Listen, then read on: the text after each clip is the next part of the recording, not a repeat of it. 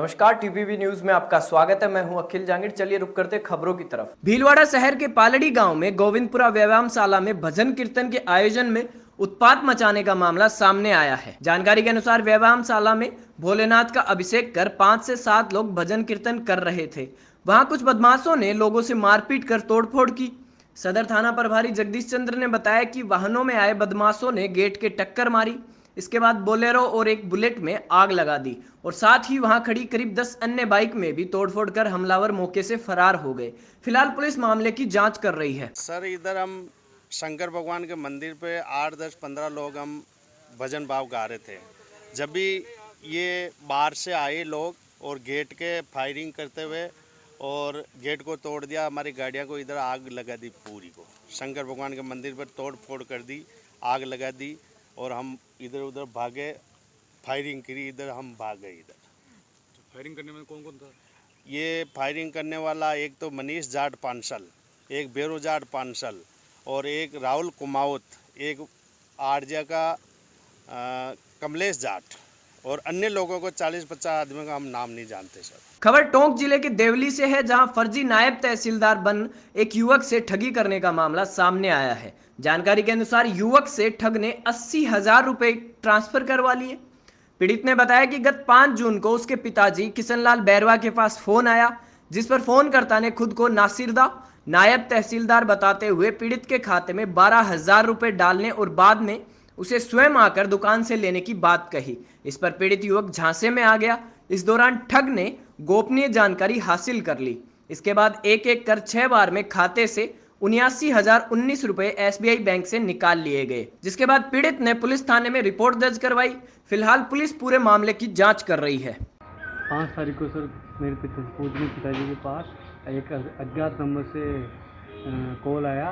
इसने अपने आप को नायब तहसीलदार जी कैलाश जी मीणा साहब बताया और कहा कि मैं सामनगर से रहता हूँ और आप किशन जी, मैं आपके पास में 12,000 रुपये आपके अकाउंट में ये डलवा रहा हूँ, तो मैं आपसे बाद में आके ये पैसा ले जाऊँगा। इस वजह से मेरे पास पिताजी के पास में कोई ऑनलाइन सुविधा नहीं थी।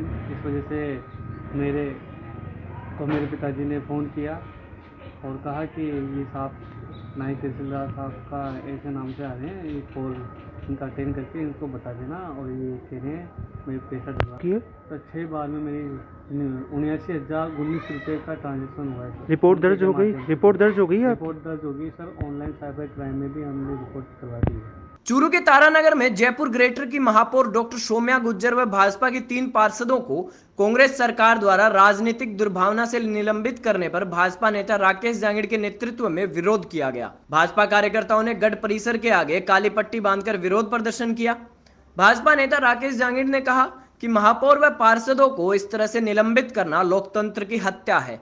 भाजपाइयों ने राज्य सरकार के खिलाफ विरोध जताते हुए मुर्दाबाद के नारे लगाए। जयपुर नगर निगम ग्रेटर की महापौर सौम्या जी गुजर व भाजपा के 3 पार्षदों को कांग्रेस सरकार ने राजनीतिक दुर्भावनापूर्ण जो निलंबन करने का काम किया है, यह लोकतंत्र की सरासर हत्या है। कांग्रेस पार्टी ने नगर पालिका, नगर परिषद और नगर निगम चुनावों से पूर्व चुनाव जीतने के लिए हर हथकंडे अपनाए थे। वार्डों का बार बार परिसीमन करना और वार्डों की जब गठन किया गया तो पॉपुलेशन का डिवाइडेशन अपनी मनमर्जी से, एक वार्ड का 200 पॉपुलेशन और एक वार्ड की 2,000 पॉपुलेशन करके गठन किया और चुनाव के पश्चात जहां कांग्रेस पार्टी नहीं जीती, वहां आज तानाशाही रवैये से चुने हुए बोर्ड को भंग करने का काम सरकार कर रही है। कोरोना काल में पुलिस के साथ मिलकर बेहतर कार्य करने के लिए होमगार्ड के जवानों का पूर्व केंद्रीय मंत्री भंवर जितेंद्र सिंह ने सम्मान किया। होमगार्ड के पुलिस उपाधीक्षक प्यारेलाल चौधरी ने बताया कि अलवर शहर के और ग्रामीण इलाके के होमगार्ड पूरी मुस्तैदी के साथ पुलिस के साथ कंधे से कंधा मिलाकर काम कर रहे हैं। उनकी हौसला अफजाई के लिए आज पूर्व केंद्रीय मंत्री भंवर जितेंद्र सिंह ने उनका सम्मान किया। उन्होंने बताया कि अलवर में 1300 होमगार्ड हैं। इनमें से 750 होमगार्ड कोरोना की ड्यूटी में लगे हुए हैं।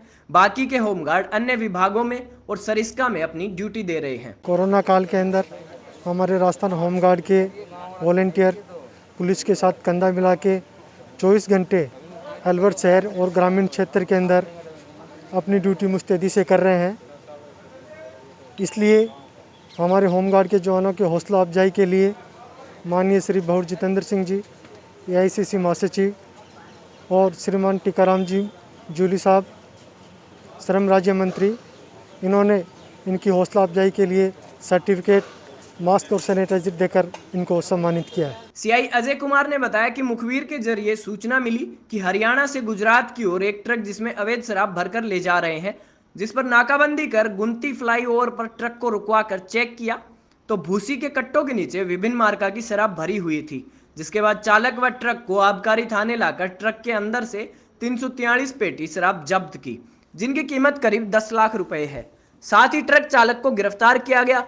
फिलहाल पुलिस मामले की जांच कर रही है। आज रात्रि को आबकारी टीम बहरोड को जो मुखबिर की इतला मिली थी कि एक ट्रक हरियाणा बॉर्डर से और गुजरात ले जाया जा रहा है।